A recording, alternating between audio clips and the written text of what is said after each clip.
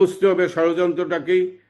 শেখ হাসিনার মারতে পারলো না, বঙ্গবন্ধু মাজার ভাঙতে পারলো না, এটা পাকিস্তান বানাতে পারলো না, তাই তারা এই সব কাজ করছে। এর এর এক তদন্ত করতে হবে ইনশাল্লাহ। জননেত্রী শেখ হাসিনার নেতৃত্বে আওয়ামী লীগ আবার ক্ষমতা আসবে।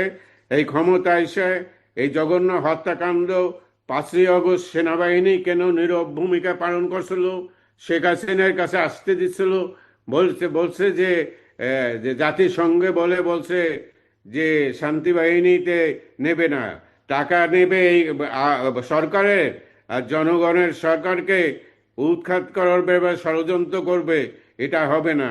সুতরাং এই ঘটনার সাথে যারা জড়িত ইনশাআল্লাহ তার তদন্ত হবে।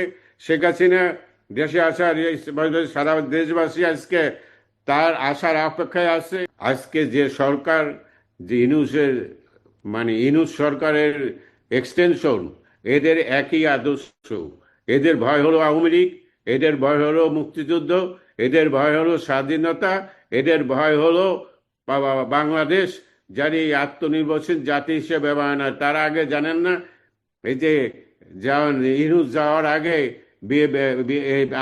বাংলাদেশকে মার্কিনের চুক্তি করে বাংলাদেশকে তাদের বাংলাদেশ বাংলাদেশ না মার্কিন মার্কিন চুক্তি করছে, যাতে যাতে গোলামি চুক্তি। এই চুক্তি কোনোভাবেই গ্রহণযোগ্য না। সুতরাং আপনারা বঙ্গবন্ধু কন্যা শেখ হাসিনাকে দোয়া করেন, তিনি যে শান্তিতে আসতে পারে এবং আইসে জানি আবার এই দেশের দায়িত্ব নেন। আজকে সবাই কয় শেখ হাসিনা ছিল ভালো ছিলাম, সুতরাং উনি নিশ্চয় দোয়া আছে, উনি আসুক। যত অন্যায়, যত অত্যাচার, এই জঙ্গিদের যত কিছু ঘটনা ঘটিয়েছে, গোপালগঞ্জে যে হত্যাকাণ্ড ঘটেছে, আজকে কম করে 25,000 লোক আছে গোপালগঞ্জে ঘরে থাকতে পারে না, তাদের সবাইকে মামলা দিয়ে দিছে। অনেককে আপনার চিকিৎসা করতে পারে না, ঢাকায় যে চিকিৎসা করে, খুলনা যায় চিকিৎসা, গোপালগঞ্জে চিকিৎসা, একটা পোস্টমর্টম ও করতে দেয় নাই এবং একটা থানায় একটা মামলাও করতে দেয় নাই। এর সাথে যা জড়িত, এর এই দিন দিন না, সামনের দিন আছে, সেই দিনে বোঝা যাবে কে কেমন থাকো। সুতরাং বঙ্গবন্ধুর কন্যাকে দোয়া করবেন, সে জানি সুস্থ থাকে, নিরাপদ থাকে এবং আগামীতে এসে বাংলাদেশে দুঃখী মানুষের মুখে উনি যে হাসি ফুটাইছে সেটা যেন কন্টিনিউ করতে পারে। এই বাংলা কারো কাছে দায়বদ্ধ রাখবেন। বাংলাদেশ স্বাধীন, 30 লক্ষ শহীদের রক্তের বিনিময়ে স্বাধীনছে। রাজাকারদের যাতে বাংলাদেশে কোনো ইসলাম না হয়, সেই সেই দোয়াই আল্লাহর কাছে করবেন। সত্য ন্যায়ের পক্ষে আমরা আছি, নিশ্চয়ই জয় আমাদের হবে। মাননীয় সভাপতি, আজকে সভার সভাপতি জননেতা শেখ ফজলুল করিম সেলিম, আপনি কি মাননীয় প্রধান অতিথি আগে বক্তৃতা করবেন? করবো, প্লিজ। তাহলে ঠিক আছে, আগে করুন। এখন আপনাদের উদ্দেশ্যে বক্তব্য রাখবেন আজকের এই ভার্চুয়াল আলোচনা সভার সভাপতি, বাংলাদেশ আওয়ামী লীগের সভাপতি মণ্ডলীর অন্যতম সদস্য, প্রবীণ জননেতা, পার্লামেন্টারিয়ান জননেতা শেখ ফজলুল করিম সেলিম। জননেতা শেখ ফজলুল করিম সেলিম এখন বক্তব্য রাখবেন। মাননীয় প্রধান অতিথি, বঙ্গবন্ধু কন্যা আওয়ামী লীগের সভাপতি জননেত্রী শেখ হাসিনা, বক্তৃতার আর কি আছে, যে ডকুমেন্ট তুমি দেখিয়েছো, এই ডকুমেন্টে সব কথা করে, কিন্তু ঘটনা হলো যে 16ই জুলাই 2007 সালের 16ই জুলাই মাননীয় প্রধানমন্ত্রীকে রাজনীতি থেকে বিদায় করার জন্য ষড়যন্ত্র করা হয়, কিন্তু সেই ষড়যন্ত্র বেশি দিন টেকে না। জনগণের দাবিতে এবং মানুষের আশার প্রতীক হিসেবে তাকে মুক্ত দিতে বাধ্য হয় এবং সেই সময় ডক্টর ইউনূস চেয়েছিল যে শেখ হাসিনাকে মাইনাস করে সে রাষ্ট্রীয় ক্ষমতা দখল করবে, কিন্তু সেটা সে পারে নাই। সে একটা পার্টিও করেছিল, তার পার্টিতে কেউ যাইতে আর রাজি হয় নাই। সেই ষড়যন্ত্র তখন থেকেই যে 71-এ যে পরাজিত শক্তি, 75-এ যে শক্তি বঙ্গবন্ধুকে হত্যা করে এটা পাকিস্তান বানাবার চেষ্টা করেছিল, সেই শক্তি কিন্তু বিদেশিদের সহায়তায় এবং ডক্টর ইউনূসের মতন লোকের সাথে সম্পর্ক রেখে এবং ইউনূস জঙ্গিদের, সে বলছেই তো মাস্টার মাইন্ড, মাহফুজ আলম জঙ্গি, তাকে মাস্টার এদের সংগঠিত করে এই জায়গায় তারা ষড়যন্ত্র করতেছিল। এবং 5ই আগস্টে শেখ হাসিনাকে হত্যার তারা পরিকল্পনা করেছিল। এই হত্যা করার পূর্বে তারা কিছু মেটিকুলাস ডিজাইন, ইউনূস বলছে যে আমার এই মাহফুজ আলমকে আমি আমার মাস্টার মাইন্ডের লোক, এদের সাথে বিএনপির একটা অংশ ছিল, জামাতের জঙ্গিরা ছিল, জঙ্গিদের সংগঠিত করে ছাত্রদের আন্দোলন শেষ হওয়ার পরও সেখানে স্নাইপার দিয়ে গুলি করে মানুষ মেরে শেখ হাসিনার উপর সেইটা চাপিয়ে দেওয়ার চেষ্টা করছে। এবং আপনারা জানেন যে পুলিশের কাছে স্নাইপার, তারপর পুলিশ হত্যা করছে এবং সিরাজগঞ্জে 15 জন পুরুষকে, একজন মহিলাকে পরে মানুষের ভয়ভীতি করছে, আর জননেত্রী শেখ হাসিনার বিরুদ্ধে মিথ্যা প্রচার করছে, করে জঙ্গিদের রাস্তা নামাইয়ে 5ই আগস্টকে তাকে হত্যা করতে চেয়েছিল। এবং সেনাবাহিনী এই যে জঙ্গিরা যে সশস্ত্র অবস্থায় অস্ত্র হাতে শেখ হাসিনার গণভবনের দিকে আসে, তারা কোনো বাধা দেয় নাই, তারা কোনো বাধা নাই। এর রহস্য কী ছিল সেটা জানতে হবে, একদিন এই তদন্ত করলে জানা হবে। আর স্নাইপারে তো পুলিশের কাছে থাকে না, এটা মানল করা। তারা শেখ হাসিনাকে হত্যা করতে চেয়েছিল, কিন্তু সেনাবাহিনীর একটি অংশ এর সাথে জড়িত ছিল। তদন্ত হলে ইনশাল্লাহ এটা বেরোয় যাবে। সেই জন্য এই যে মব যে আসতেছে তাদের কোনো বাধা দেয়া হয় নাই। আল্লাহ তারা শেখ হাসিনাকে রক্ষা করছে, সে দেশের বাইরে পাঠিয়ে দিয়ে, ভারতে পাঠিয়ে দিয়ে শেখ হাসিনা শেখ রেহানাকে রক্ষা করছে। কিন্তু তারা আওয়ামী লীগকে নিশ্চিহ্ন করার জন্য ক্ষান্ত হয় নাই, তারা 32 নম্বর আঘাত করছে। 32 স্বাধীনতার প্রতীক, মুক্তিযোদ্ধার প্রতীক। বঙ্গবন্ধু এইখান থেকে স্বাধীনতা ডাক দিয়ে যে 6 দফা করেছিল, বঙ্গবন্ধু এই বাড়িতেই মৃত্যুবরণ করছে। সে 25শে মার্চ জনগণের কাছে, জনগণকে অক্ষত রেখে তিনি যাইতে চান নাই। তাকে ডেভিড ফোস্টার জিজ্ঞেস করে 25শে মার্চ আপনি কেন দেশ থেকে বেরোয় যায় অন্যখানে থাকতে পারেন, তখন তিনি বলছিলেন যে না, আমি আমার জনগণের মাঝে থাকব, আমি জনগণ আমাকে ভালোবাসে, জেল খাটবো, দরকার হলে মৃত্যুবরণ করব, আমি কেন তাদের তুই অন্যখানে যে আশ্রয় নেব। যে বঙ্গবন্ধু এই এই বাড়িটাকে তারা ভাঙে তাকে শান্তি হয় নাই, তাকে সিদ্ধের মাজার ভাঙতে হবে, বঙ্গবন্ধুর মাজার ভাঙতে হবে। এই জঙ্গিদের দিয়ে এই বঙ্গবন্ধুর মাজার ভাঙার জন্য অ্যানাউন্স করছে গোপালগঞ্জে যে যাবে, তারা গোপালগঞ্জে যাওয়ার কাছে।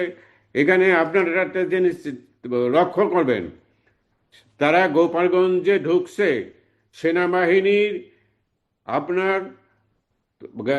সিকিউরিটি নিয়ে। তারা কি সেনাবাহিনীর সিকিউরিটি পায়?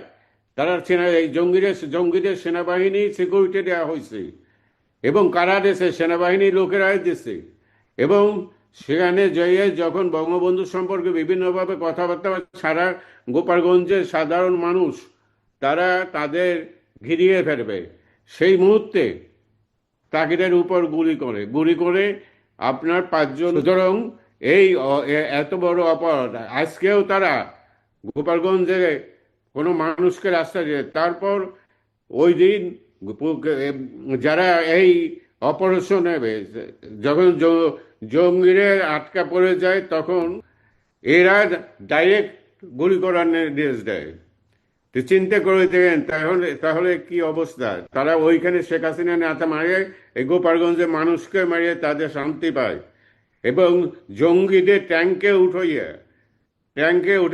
এর সাথে আবার ওই জায়গায় আপনার কামরুজ্জামান ডিসিও জড়িত ছিল। 57 এখানে মারা যায় হলো 4-5 জন বলছে, কিন্তু এর চেয়ে বেশি মারা যায়।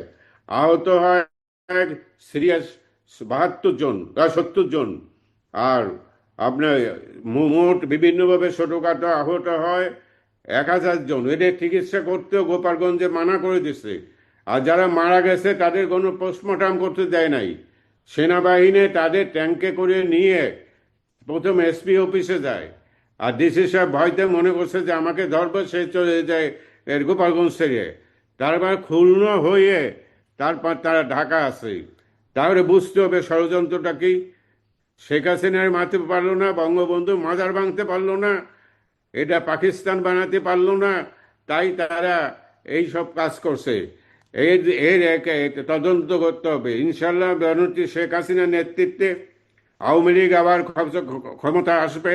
এই ক্ষমতা এসে এই জঘন্য হত্যাকাণ্ড 5ই আগস্ট সেনাবাহিনী কেন নীরব ভূমিকা পালন করছিল, শেখ হাসিনার কাছে আসতে দিচ্ছিল। বলছে যে জাতিসংঘে বলছে যে শান্তি বাহিনীতে নেবে না, টাকা নেবে এই সরকারের, আর জনগণের সরকারকে উৎখাত করার ব্যাপারে ষড়যন্ত্র করবে। এটা হবে না। সুতরাং এই ঘটনার সাথে যারা জড়িত ইনশাআল্লাহ তার তদন্ত হবে। শেখ হাসিনা দেশে আসার সারা দেশবাসী আজকে তার আসার অপেক্ষায় আছে। জনগণই আমাদের শক্তি, বঙ্গবন্ধু বলতো জনগণই শক্তি। সেই শক্তি নিয়েই শেখ হাসিনা আগেও তাকে দেশে আসতে মানা করছিল। আপনার 2007 সালে আগে এই তখনকার আপনার ইসের ওই অনিল বেনের সরকার, কিন্তু তিনি আইছিলেন, জেলে গেছিলেন, তিনি জেল খাচ্ছিলেন, কিন্তু তাকে রাখতে পারে নাই। তার বিরুদ্ধে মিথ্যা একটা মামলা দিয়ে, সাজানো একটা মামলা দিয়ে ফাঁসি দিচ্ছে। ফাঁসির ওপরে এই ফাঁসি এরকম থাকবে না। আর যত কোর্টে যত যত যত খুনি ছিল, যত জঙ্গি ছিল, যাদের সাজা হয়েছিল যাবজ্জীবন, তাদের 3জন এমপি হয়েছে। তাদের সবাই ক্ষমা করে দিয়েছে কে? ইউনূস সরকার। সুতরাং আজকে যে সরকার, যে ইউনূস সরকারের এক্সটেনশন, এদের একই আদর্শ। এদের ভয় হলো আওয়ামী লীগ, এদের ভয় হলো মুক্তিযুদ্ধ, এদের ভয় হলো স্বাধীনতা, এদের ভয় হলো বাংলাদেশ যার এই আত্মনির্ভরশীল জাতি হিসেবে ব্যবহার। তার আগে জানেন না, এই যে ইউনূস যাওয়ার আগে বাংলাদেশকে মার্কিনের চুক্তি করে বাংলাদেশকে তাদের বাংলাদেশ নামে মার্কিন চুক্তি করছে, যাতে গোলামের চুক্তি। এই চুক্তি কোনোভাবেই গ্রহণযোগ্য না। সুতরাং আপনারা বঙ্গবন্ধু কন্যা শেখ হাসিনাকে দোয়া করেন, তিনি যে শান্তিতে আসতে পারে এবং আইসে জানি আবার এই দেশের দায়িত্ব নেন। আজকে সবাই কয় শেখ হাসিনা ছিল ভালো ছিলাম। সুতরাং উনি নিশ্চয় দোয়া আছে, উনি আসুক। যত অন্যায়, যত অত্যাচার, এই জঙ্গিদের যত কিছু ঘটনা ঘটিয়েছে, গোপালগঞ্জে যে হত্যাকাণ্ড ঘটেছে, আজকে কম করে 25,000 লোক আছে গোপালগঞ্জে ঘরে থাকতে পারে না, তাদের সবাইকে মামলা দিয়ে দিছে। অনেককে আপনার চিকিৎসা করতে পারে না, ঢাকায় যে চিকিৎসা করে, খুলনা যায় চিকিৎসা, গোপালগঞ্জে চিকিৎসা একটা পোস্টমর্টম ও করতে দেয় নাই, এবং একটা থানায় একটা মামলাও করতে দেয় নাই।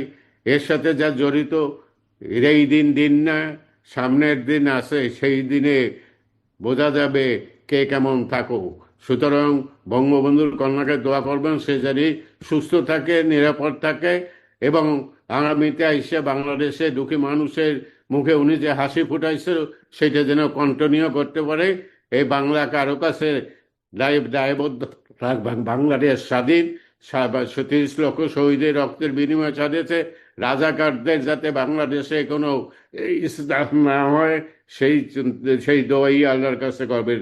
সত্য ন্যায়ের পক্ষে আমরা আছি, নিশ্চয়ই জয় আমাদের হবে। খোদা হাফেজ। জয় বাংলা, জয় বঙ্গবন্ধু, জয় হয়ে বাংলার মেহনতির মানুষ। ধন্যবাদ। ধন্যবাদ ও অশেষ কৃতজ্ঞতা জননেতা জনাব ফজলুল করিম সেলিম